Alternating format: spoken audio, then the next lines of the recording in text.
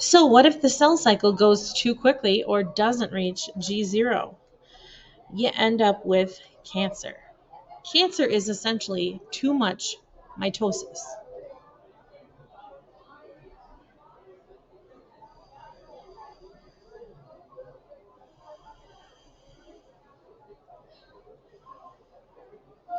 Internal and external factors regulate normal cell division. External factors include physical and chemical signals as well as epigenetic switches. Epigenetic means it has something to do with the environment. Internal growth factors are proteins that stimulate cell division. Most mammal cells form one single layer if you have them in a petri dish, and they stop dividing once they smack into other cells. That's called contact inhibition. As soon as they smack into another cell, they stop. So normally we've got that one layer in our petri dish. Cancerous cells grow differently. Cancer is the uncontrolled cell growth somewhere in the body. Cancer cells come from normal cells with damage to genes involved in the cell cycle regulation. Cancer causes death when cell growth interferes with essential body functions or makes a person susceptible to infection. If you look at the picture in the petri dish, we have our thin one layer of cells sort of in a white color, and then the cancerous cells have lost that ability to stop. They no longer do contact inhibition. They just kind of start growing into a pile. So those reddish orange ones, those are cancerous. Cancers are named from the type of cell that originally became cancerous. There are more than 100 types of cancer. So back to what causes cancer. Here we have our picture with our first mutation in red. It's sort of a red starburst on the bottom right cell that divides, and then we have a second mutation in the yellow starburst, and then we have a third mutation occur. That's another red starburst, and then a fourth mutation, and then a malignant cell tumor growth occurs. Mutations in key genes can cause cancer. These genes are called oncogenes. Just like you go see an oncologist when you have cancer, oncogenes, same prefix, have to do with cancer. Genes that, when mutated, cause cells to grow too much or not die are oncogenes. More than 2,000 have been cataloged. Mutations in key genes can cause cancer. Oncogenes, like we just talked about, when those genes are mutated, they cause cells to grow too much or not die. We have more than 2,000. And there's something else called tumor suppressor genes or anti-oncogenes. And these are genes that normally prevent cancer. They can fix DNA, cause bad cells to self-destruct, or prevent cells from metastasizing. When cells metastasize, they move away from the primary location of the cancer to somewhere else on the body. So what causes those gene mutations to happen? Cancerous mutations have several causes. Age. Cellular processes begin to break down with age. 77% of cancer cases occur in people over 55. And other health conditions like diet, number of pregnancies, hormone levels, physical activity, and other factors can play a role. Other causes of cancerous mutations are genetics. Cancerous mutations can be inherited from parents, and the environment, epigenetics. Exposure to carcinogenic substances can cause cancerous mutations. Tobacco caused about 1/3 of cancer deaths. Thankfully, that number is now going down. Radon is another one. It's the largest non-tobacco cause of lung cancer.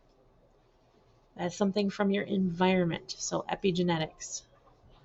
Here's some of the many types of cancer. Some of the more common ones you've maybe heard of: brain cancer, breast cancer,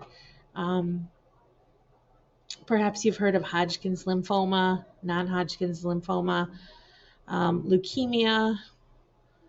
You can get cancer in your eye, pancreas, ovary, a lot of places in your body can actually end up getting cancer.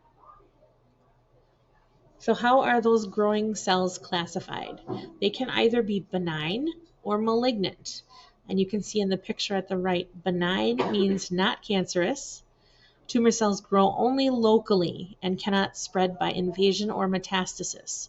So they just stay in one spot, essentially. Malignant cancer cells invade neighboring tissues, enter blood vessels, and go to different locations in the body. So a benign tumor is a large mass of cells that does not spread, cannot spread, and it most of the time can be removed. It's not cancerous, and it's rarely a dangerous thing. If we are talking malignant tumor, that's a large mass of cancer cells that can spread, have the ability to metastasize or spread. They must be removed or destroyed before it metastasizes. These can be dangerous. There's also non-tumorous that can occur, and those are blood-related cancers like leukemia. So you don't get like a big hunk of blood in leukemia. It's throughout your blood that leukemia affects you. These are dangerous. So metastasis. Cancerous cells can leave their original location and travel via blood or lymphatic fluid to other locations in the body. When they get to that other location, they continue dividing uncontrollably. Remember, we said they lose contact inhibition, so they no longer stop growing when they smack into each other. So here we have normal cells in sort of that yellow color. A cancerous cell is the darker colored cell. And then we've got our bloodstream represented by the red with the red blood cells floating in it. Then you can see the cancerous cells are duplicating and dividing uncontrollably. So we have a larger area of cancer cells. And eventually those cancer cells are going to leave this tissue and move into the blood vessel to the right. So diagnosis means discovery. So a tumor is located via MRI, CT scan, bone scan, mammogram, or some other technique. A biopsy, that's where they take a small sample of the suspected tumor and take a look at it under the microscope. Histologists are scientists who study cells, and pathologists, scientists who study diseases, examine the cells in the sample and make a decision about what they are. So this is a picture of someone going through an MRI. In the top left, when you go into an MRI, it's like a big can, and you lay down in there, and it's loud as heck. And it gets three-dimensional pictures of your body, so they can see if there's anything that is not where it's supposed to be.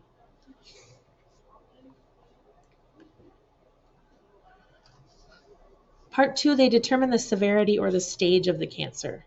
There are 3 factors that determine stage: the extent or size of the original tumor, whether or not there's lymph nodes involved, and whether or not it has metastasized.